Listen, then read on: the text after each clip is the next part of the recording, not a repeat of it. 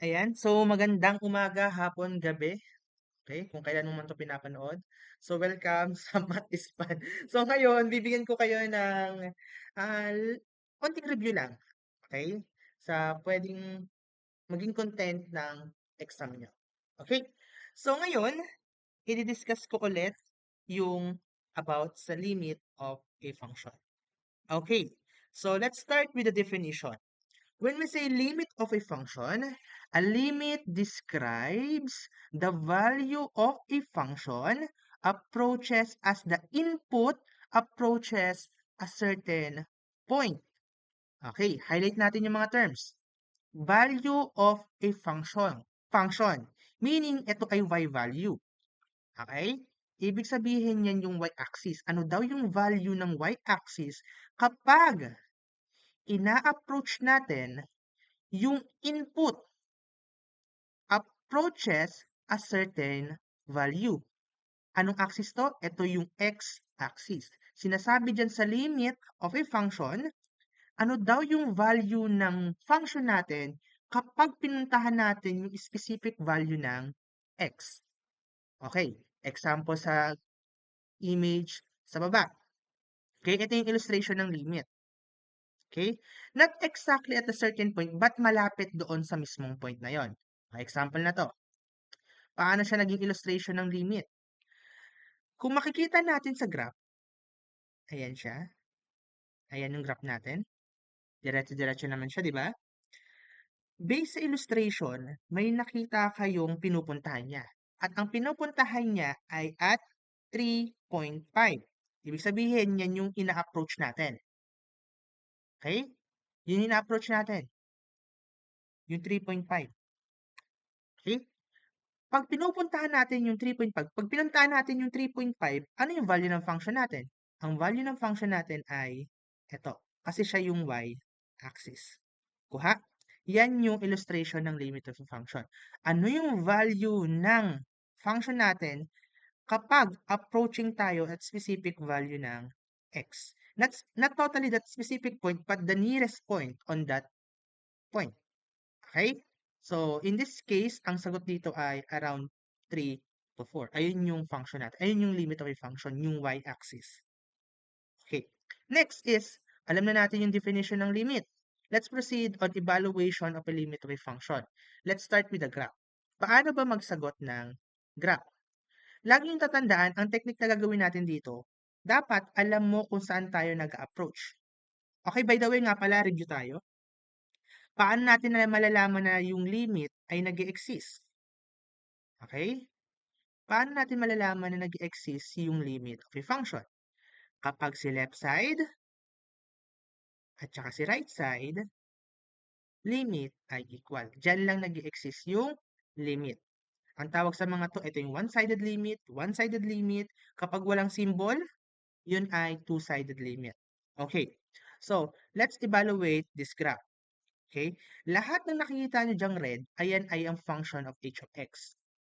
Yan ay h of x. Yan ang representation ng h of x. Sir, kung lahat yan ay h of x, anong gagamitin natin? Nakadepende kung saan tayo nag-approach. Example, letter A. What is the limit of the function hx? Okay? As x approaches negative 1 from the left. Kung makikita nyo, negative 1 from the left. Tingnan natin kung nasa ng negative 1. Kung mapapansin natin, ito yung negative 1. Gagawin kong gagawin kong blue. Okay, this is negative 1. Ayun ang unang clue.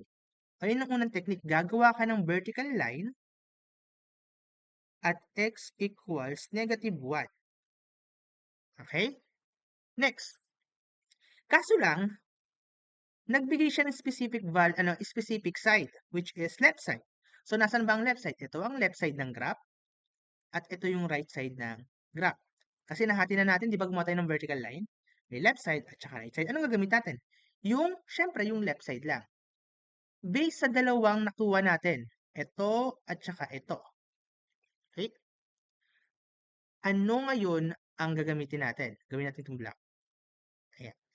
Kung mapapansin nyo, kung ito yung left side at ito ang right side, ibig sabihin, ang sagot na dapat na makuha natin ay yung horizontal line na makikreate natin. So, anong value yan?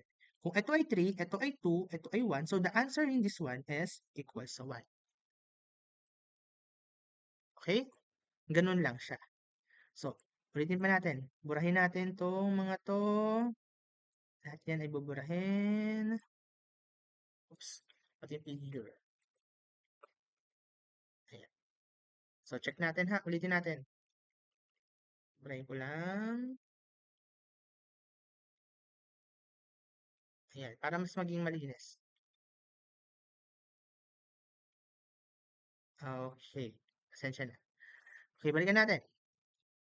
Unang step, tingnan natin kung saan tayo pupunta. Pupuntahan natin ay negative 1. Nasaan ang negative 1 dyan? Ito ang negative 1. Okay? Kung gagawa ako ng line dyan, meron tayong tinatawag na left side at saka right side. So, ang nagmamatter lang ngayon ay left side. So, ang gagamitin natin ay itong nasa left side, which is this one. Okay. Dahil ang limit natin ay y value, anong y value yan? So, ang pinakadulo ay ito. So, ibig sabihin ito yung sagot, which is positive 1. Kaya 1 siya. Okay? Next, letter B. 1 from the right. Dahil 1 from the right, ang gagamitin natin ay yung approaching 1, pero dapat nasa right side. At ang nasa right side ay itong part na to. Anong y value niyan? Negative 2. Okay? Next. Ngayon, naalala niyo yung sinabi ko kanina, magkakaroon lang ng, nag-exist lang ang limit kapag si left side at saka si right side ay equal. Kung si left side at saka si right side ay hindi equal, so anong sagot sa letter C? So ang sagot sa letter C ay does not exist. Bakit? Magkaiba yung value ng left side at saka right side. Okay, next. Paano naman yung letter D? H of negative 1. Ibig sabihin ng H of negative 1, direct substitution. Okay? So, ano yung, kapag ganito nakikita nyo, ito ay yung shaded part lang. Sa negative 1. Nasaan ang negative 1? Ito ang negative 1, di ba? Okay, anong shaded dyan? Yung value ng negative 1. Y value pa rin to. So, ang sagot ay positive 1. Okay? So, try nyo ngayon yan. Bibigyan ko kayo ng ilang minuto para sagutan yung letter G. Okay? So, ang perspective natin ay 3. Saan ang 3 dyan? Ito ang 3. Gagawa ko ngayon ng vertical line dyan sa 3. Ayan, gawa ka ng vertical line sa 3. Paggawa ng vertical line, malalaman mo kung ano yung left side at saka right side. Okay? So, 3. 3 from the left. Ibig sabihin na gagamitin ko ay itong side na to. Anong y value niyan? Okay, very good. The answer is 2. Ayan yan, oh. Okay? 2 yan. Okay, sa right side. The answer is 3. How about x approaches 3? Walang side. Ibig sabihin two-sided limit to. At nag-exist lang ang two-sided limit kapag parehas si left and right. Kaya dahil hindi sila parehas, ang sagot dito ay does not exist. Next, how about letter H? Nasa na shaded part? Nasa, yan po yung sagot for graph. Okay? Next. Okay. Next is, punta naman tayo sa table of values. Sa table of values naman, madali lang yan. May dalawa akong example dito. Okay? Dalawa akong example. First example ay ito. Second example ay ito. First example, ang unang gagawin nyo lang dito, dapat alam nyo kung saan tayo nag-approach. Sa given function, f of x, ibig sabihin, ito yung representation ng f of x. Okay? So, gagawin natin, dapat alam mo kung saan tayo nag-approach, which is 0. So, kung mapapansin nyo, ito yung 0. Okay? Ngayon, kung gagawa tayo ng number line, ito ang 0. Ibig sabihin na hati pa rin. Para malaman natin yung limit, kailangan alam natin yung sa left side at saka yung sa right side. Okay? Tingnan natin.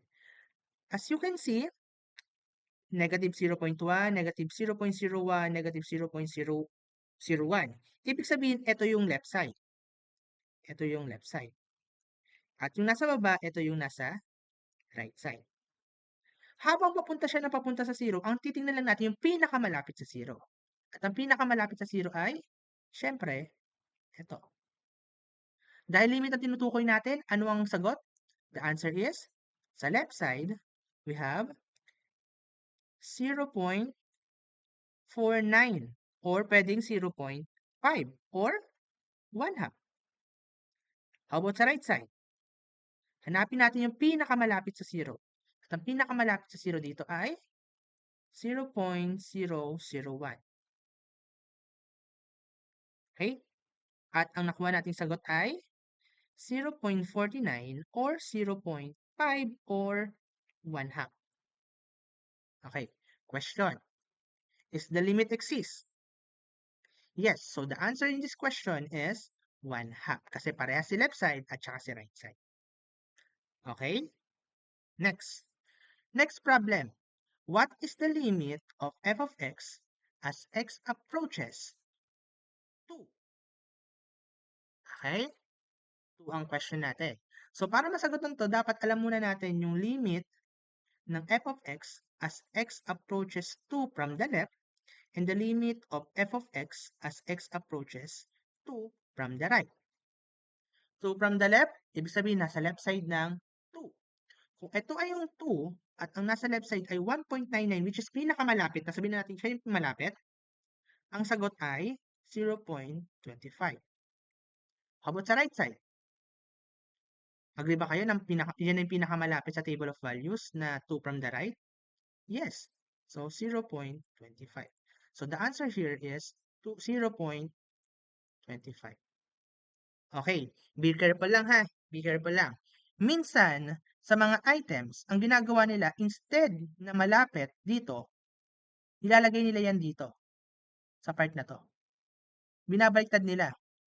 Itong part na to, nilalagay nila sa dito. Kaya, check nyo yung idea ng pinakamalapit sa ina-approach natin. Okay? Yun lang yung clue. Pinakamalapit sa ina-approach natin. Kunyari, 2. Alamin nyo lang dyan sa table of values yung 2 from the left and 2 from the right. Pinakamalapit. Okay? So, ayun lang naman ang summary for the evaluation of limit using table of values and the graph. Okay? Get it? Okay. Thank you.